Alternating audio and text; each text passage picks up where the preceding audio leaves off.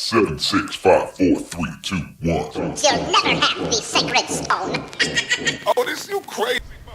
Okay, so welcome back to my channel. This is going to be a quick recap of the Umbrella Academy Season 2, Episode 4, The Majestic 12. So it opens in 1993, London, England. There's this couple that's being killed. And after all the dirty work has been done, the handler walks in, and I guess to gloat over, we still don't know why, at this point we don't know why these people were killed. And that's how she came to know Lila as a little girl. She actually, after killing her family, she took her and raised and trained her to be an assassin. So, okay, so that's their connection. So back in the present day, Lila is still at, it picks up where the last episode left off when they were in the hotel, and Lila wanted to order room service, and so they're sitting down to talk, and she basically told her, the handler told her that she wanted her to protect number 5 at all costs. For whatever reason, again, we don't know why she wants to keep number 5 alive, but she has a reason for wanting him alive. And Lila was kind of confused. She was like, well, he's the person that caused you to be demoted. He's the cause of all. He's been the bane of your existence for a while now. She's like, I understand that, but there's a bigger picture. She was like, if you want to kill somebody so bad, why don't you kill Diego? It'll probably make you feel better. These people are sociopaths, but she was like, no, she don't want to hurt Diego. So I don't really know if her feelings for Diego, I don't know. Lila is just no. Anywho, so we go to, it's the aftermath of Luther, the fight that he basically threw, and he's back in his room and he's having this dream about Allison, but then he wakes up and he sees Vanya. And he was asking, like, what are you doing here? And she was like, well, you're my brother, right? And so they start talking, and he was like, so she told him that number 5 was downstairs. She was like, oh, what did he tell you? How much did he tell you about what's going on? And she was like, I feel like, he told me about the apocalypse, but he really didn't go into much detail about how that happened. And she said, I feel like he's not telling me everything. And so Luther went ahead and told her that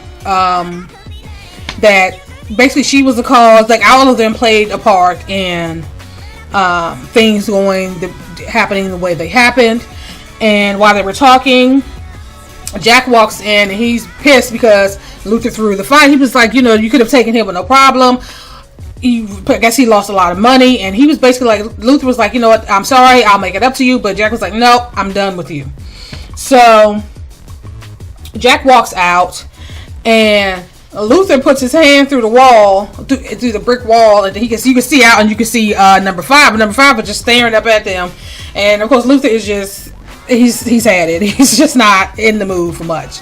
So Vanya ends up leaving, and so as she's leaving, she's talking to number 5, and she was basically telling her that you didn't tell me everything, and were you ever going to tell me? And he said, no. To be fair, no, I wasn't going to tell you, but this is what's going on now. I need your help. We need to stop this from happening. We only have so much time. And she basically was like, I don't know. I really don't want to be involved in this. I don't want to be a part of this. I don't even know who I am or understand. Like, I don't even understand my powers. I just, leave me out of it. And so she pulls off because she has, she's going back to the farm. And so we flash to Allison. She's at home. She's calling. It's the next morning. She's calling hospital. She's trying to find Raymond. He never came home. Klaus is passed out on the couch. And, of course, nobody knows where he is. So Klaus, and his crazy, he starts telling her that she told him that Raymond saw her use her powers on the cop, and Klaus was like, okay, well, if you hadn't, that man would have killed him. You saved his life. And of course, Raymond, he don't know what's going on here. As far as he's concerned, he's like, you are not who I thought you were, and he's nowhere to be found at this point. And so Klaus starts telling some story. He was telling the frog and the scorpion story. I know the scorpion wanted to ride across the lake, and the frog was like, no, you might sting me. And the scorpion, that whole thing. And eventually the scorpion ended up still stinging the frog. And the frog was like, well, why'd you do that? Now we're both drowned. And the scorpion was like, well, it's in my nature. But of course, the way Klaus told the story, it was all fudged up. It was just like, she was... and me and said we pretty much said the same thing at the same time. Like, what the hell does that story mean, right? So she was like, you know what, Klaus, I got stuff to do. I'm leaving. So, so she packs, gets her stuff up from off the table and she walks away. Number 5, Diego and Lila, they are back. He's back at Elliot's. Well, number 5 is back at Ellis, and he's giving him an update on what's going on with Luther and how Vanya is basically saying that she's not going to help.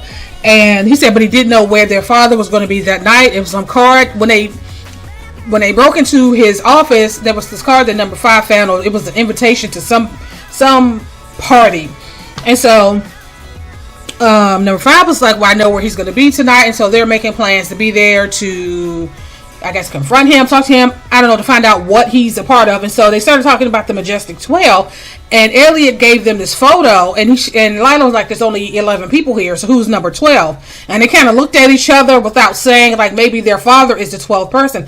And the Majestic 12 are basically the powers that be. It's like they call all the shots. Nothing happens unless they say it's going to happen. So they run the world. I'm assuming that's what they were trying to say. And they're now thinking that their father is a part of this group. So we get back to Vanya. Vanya pulls up, and of course Sissy is happy to see her after the last conversation they had. And then of course the phone call was abruptly ended when number 5 hung up on Sissy. And so she's like giving her an update on what's going on, and she's finding out all this other information about how her life might be in danger and how these people are after her, and it's just going to be safer for them if she leaves. Sissy doesn't want her to leave. At some point, Harlan, Sissy's son, overhears the conversation and he runs out of the house. So now they're out trying to find him. You hear this huge splash. Vanya makes it to the lake. She sees his toy, but she doesn't see him. And she basically uses her powers to basically clear the lake, clear a path in the lake, where she was able to find him. He had basically drowned, so she pulls him out and she resuscitates him. And they get him to the hospital to make sure that he's okay. But at this time, Sissy and Vanya are at the house, and sitting down to finish their conversation and talk. And Vanya was basically like, I really need to leave. And Sissy started talking about basically how she felt. She was like, do you know what it's like to be with a man that doesn't see you and a child that can't communicate with you? She's like, you constantly feel like you're in a box, and then when someone comes into your life that opens that box and basically give you a taste of what your life could be, it's kind of hard to let that go. And so she ends up kissing Vanya. They end up having their little situation, and that's basically how that scene. I'm assuming it progressed to intimacy. I don't know. Her husband is out of town on work. I think that's what she said. And Harlan is at the hospital, so ain't really nobody there to interrupt them. So okay, we're gonna leave that there. So Klaus, he actually goes to the diner where he sees David. David is a guy from the paint shop that Ben was telling him, you really need to, leave him alone. This could end badly, and that's why he was asking him if he was prepared for what the outcome could be. So David is sitting there talking to his uncle Brian. Brian gets up to go to the restroom.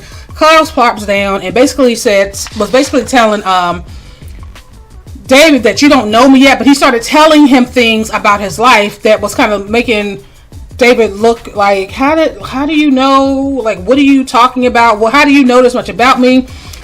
And then he starts talking to him about enlisting, how he shouldn't enlist. Now his uncle is going to fill his head with all kind of stuff. At this point, his uncle Brian appears and basically grabs Klaus and throws him out of his seat.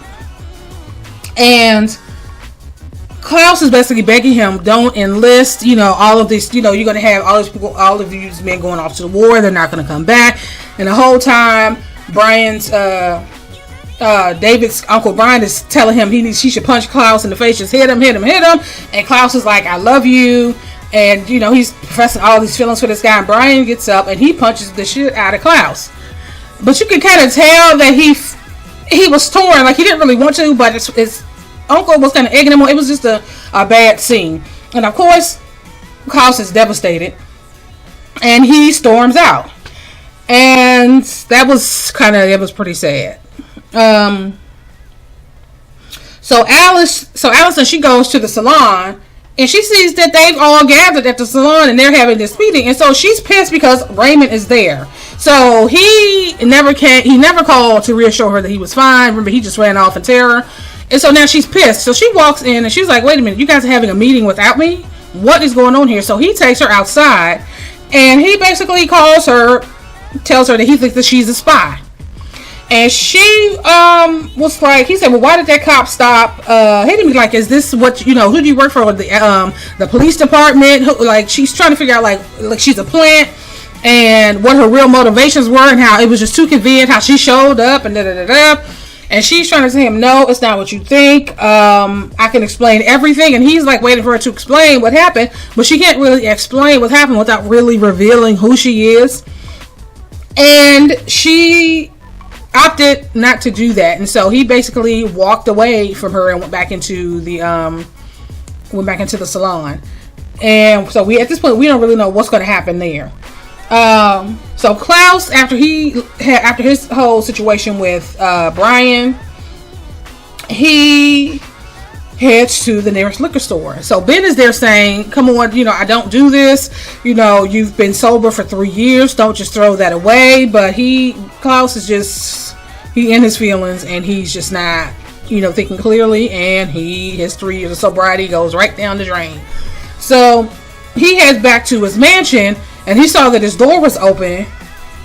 And he heard all these people. And so these followers that he left so many months ago have followed him to Dallas, Texas. So they all in his house. So as soon as he didn't even make it in the house, they I guess they heard him walking up, and so they started coming out of the house and basically traced him down the road. And so his drunk ass just trying to run to get away from them. So that was a hot mess. So next you see Luther he's at some outdoor restaurant where they have, these benches out, and they bring the food out, and it's like he's in the black neighborhood or something. And he's sitting there just stuffing his face when Allison walks up. And so this is their first time seeing each other since appearing in Dallas, Texas. And so they start, they hug and they talk, and it was kind of awkward because, of course, they understand that they had feelings for each other. But he's like, I met your husband. And she was like, I knew that eventually number 5 would reappear again. Like, I always had hope that I would see you guys again. And I knew that number 5 would appear again. But the last time he disappeared, it was like 40 years. And she was basically like, I needed something to hold on to, and Raymond provided that for me. So, I do think that she has feelings for him. But at the same time, she also needed the support and stability that Raymond provided. And he ends up telling her about the pending apocalypse. She's like, of course, she's like, okay, man, he basically said that we did it again. And so now she's like, okay, now what do we have to do to fix this situation? And so you go to Diego, Lila, and number 5. And so they make it to the mansion. The guests are, getting out of their limos and their chauffeur-driven cars or whatever, and they're going in.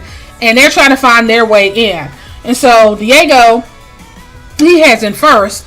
And so number 5 is kind of just like staring. They're all crouched behind this car, right? So number 5 was just staring at Lila.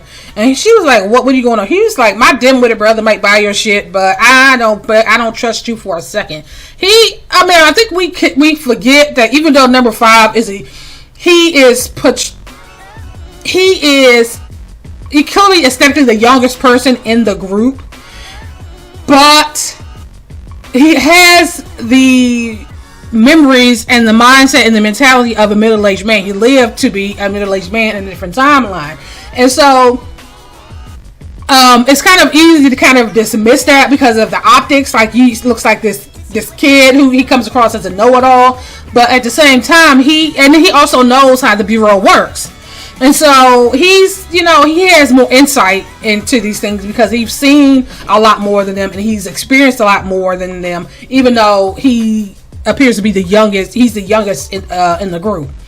And so he's like, I ain't buying this mess. He don't trust Lila for nothing. And he's right not to. So, she said something, something snarky to him, but eventually they end up going into the party. So they end up going into the party, and Diego, so number 5, they go to separate. Number 5 said he was going to head upstairs because I guess he saw guys going upstairs to go to this meeting, so he was going to follow them upstairs. And initially Lila was going to follow him, but Diego was like, "Oh, so you're going to slip away again?" And he was like, "Well, what do you mean?" He said, "Well, I woke up and you were gone." And she was like, "Oh, you're going to talk about this now?" He was like, "Well, yeah. Well, where did you go?" And she said she went to some pharmacy to get some kind of ointment or something for his wound or whatever. And so, a song came on and they went onto the floor and started dancing. Diego ended up seeing a woman that looked familiar to him. And so he left the dance floor to go to get a closer look. And of course, Lila took this time to go to see what number 5 was up to. So Diego gets closer to this woman, and it's actually the woman who their father based their mother on, the robot mom they had. So this was the woman that she was based on. This is the real woman that he met at this point in time in 1963. It's the prototype for the woman he created that they would know as their mother.